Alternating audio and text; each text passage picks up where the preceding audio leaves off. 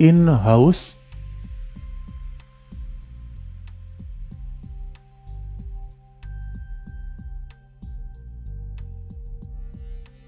Procedure. एक बात याद रखिए, बड़ी सिंपल सी बात है।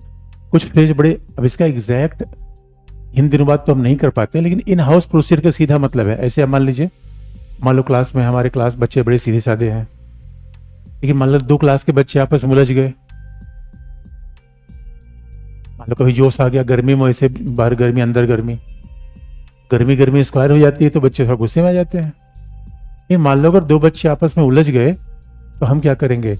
हम शंकर को बुलाएंगे और कह देंगे भाई देखो बच्चों का मामला है, उलझा दो, यानी ये घर का मामला है, इसको सॉल्व करो।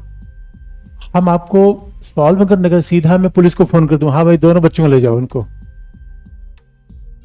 घर की बात घर में रहनी चाहिए।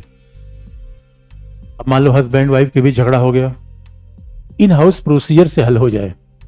घर के बीच बैठ जाओ, चाय कॉफी बन के भाई झगड़ा किस बात पे विचार किया जाए, बजाय कि मोहल्ले में तीसरे आदमी को बुला लिया। कभी भी आपका पार्टनर साथ झगड़ा हो, तीसरे आदमी को मत बुलाइए, नहीं तीसरा पार्टनर को लेकर भाग खड़ा हुआ तो फिर लफड़ा हो जाएगा।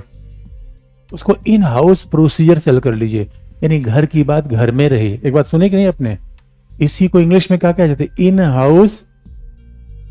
अंग्रेजी के नाम बड़े बड़े होते हैं, काम बड़ा सिंपल से है।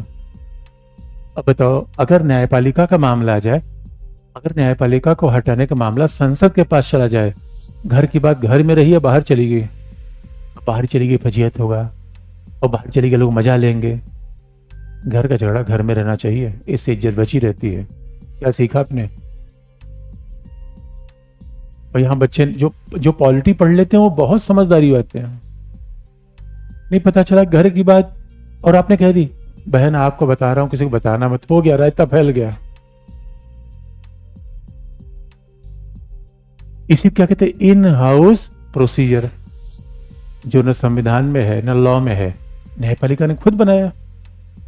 इसीलिए जस्टिस वर्मा के मामले में कमेटी बनी, और ये न्यायपालिका के आज की पहल नहीं है, 95 की है।